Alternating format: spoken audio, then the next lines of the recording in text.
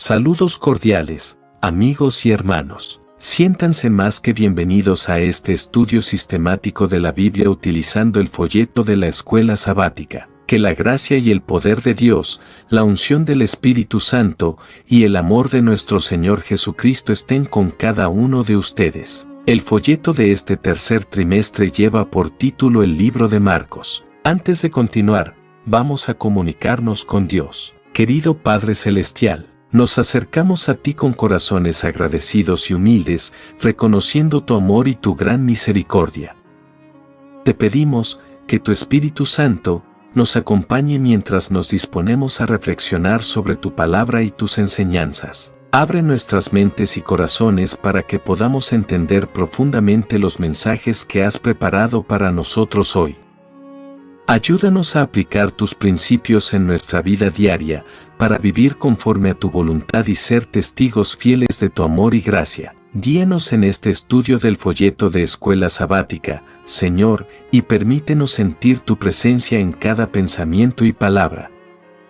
Que todo lo que aprendamos nos acerque más a ti y nos capacite para servirte mejor en nuestras vidas. En el nombre de Cristo Jesús, amén. Esta semana, estudiaremos la lección número 13 titulada, El Señor resucitó. El versículo para memorizar dice así, pero Él les dijo, no se asusten. Ustedes buscan a Jesús Nazareno, que fue crucificado, ha resucitado. No está aquí. Miren el lugar donde lo habían puesto.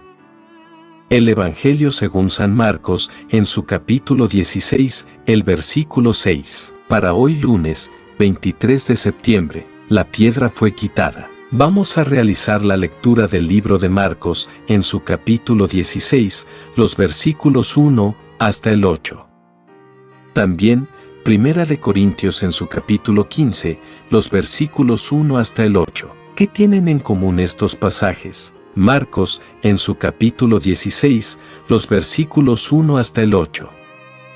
Dice de la manera siguiente, cuando pasó el sábado, María Magdalena, María la madre de Jacobo, y Salomé, compraron especias aromáticas para ir a ungirlo. Muy de mañana, el primer día de la semana, vinieron al sepulcro, recién salido el sol, pero decían entre sí, ¿quién nos removerá la piedra de la entrada del sepulcro? Pero cuando miraron, vieron removida la piedra, aunque era muy grande, y cuando entraron en el sepulcro, vieron a un joven sentado al lado derecho, cubierto de una larga ropa blanca, y se asustaron. Pero él les dijo, no os asustéis, buscáis a Jesús Nazareno, el que fue crucificado.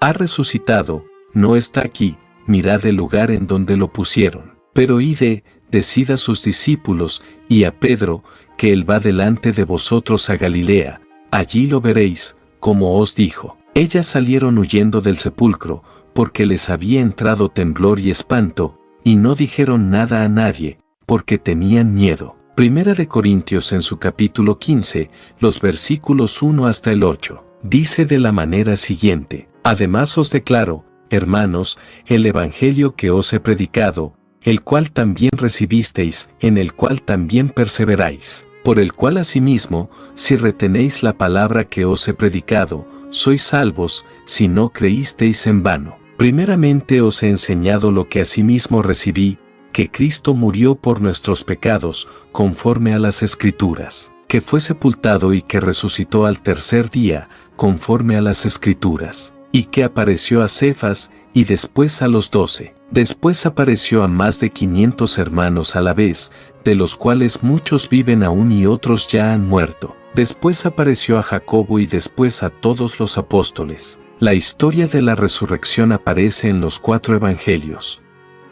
El autor de cada uno de ellos presenta el relato desde una perspectiva diferente, pero todos ellos registran los conceptos centrales presentes también en Primera de Corintios 15, los versículos 1 al 8. Hay 4 ideas que aparecen una y otra vez: murió, fue sepultado, resucitó, fue visto. En Marcos, las primeras 2 ideas aparecen en el capítulo 15. Las otras 2 están en el capítulo 16, pero con un giro. Marcos 16, el versículo 7, habla de una reunión en Galilea, y allí le veréis. Ver Juan 21. Para algunas personas es inconcebible que los cristianos crean en un Señor resucitado. Pero la evidencia de su resurrección es sustancial y consistente con la razón. Para empezar, todo lo que uno tiene que hacer es creer en Dios como el Creador, ver Génesis 1, 2, y la idea de la resurrección, un milagro, llega a ser razonable.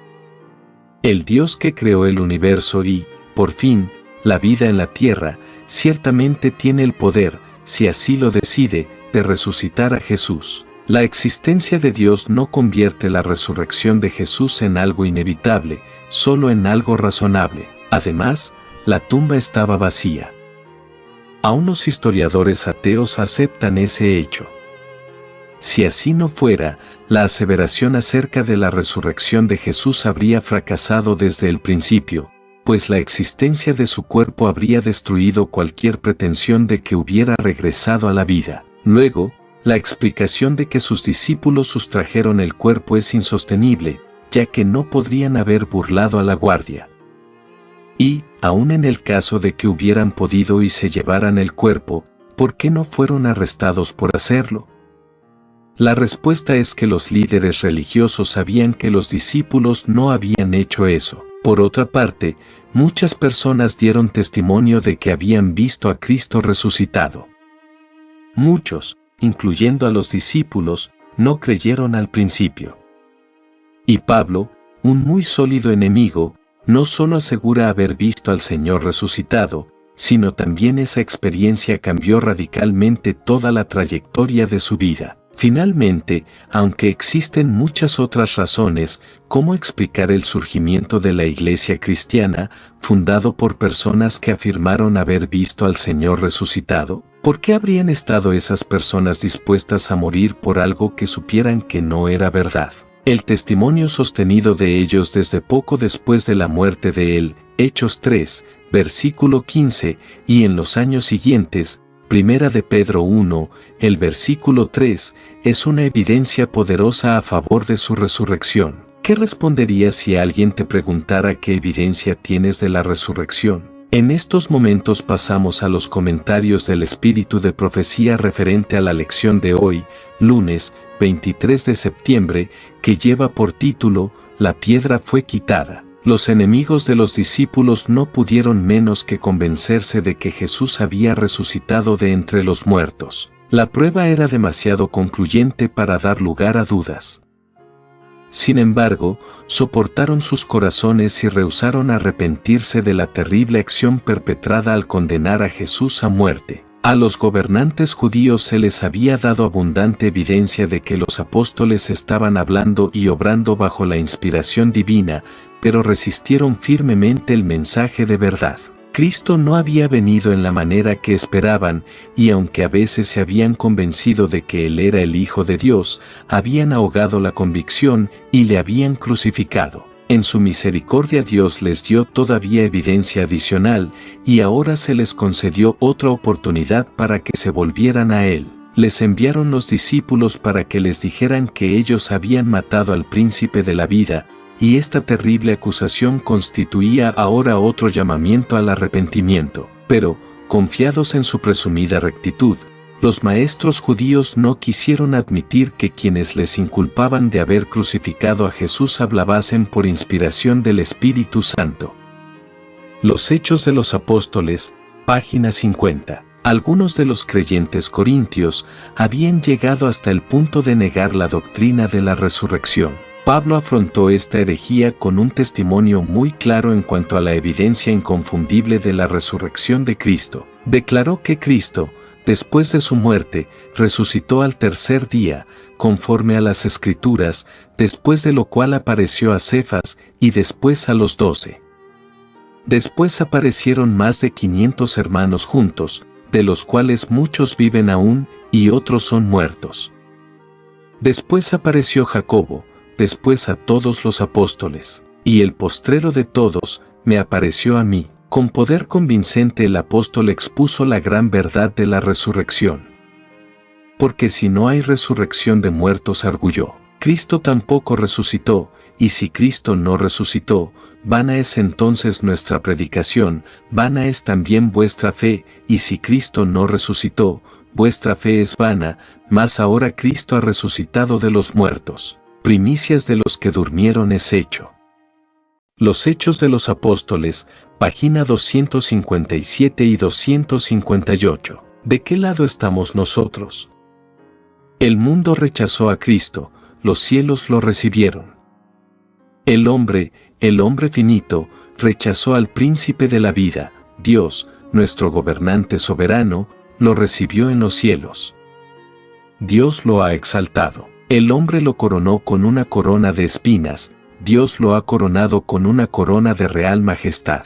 Todos debemos pensar sin prejuicios. ¿Queréis que sea este hombre, Cristo Jesús, quien gobierne sobre vosotros, o Barrabás? La muerte de Cristo acarrea al que rechaza su misericordia la ira de los juicios de Dios, sin mezcla de misericordia. Esta es la ira del Cordero.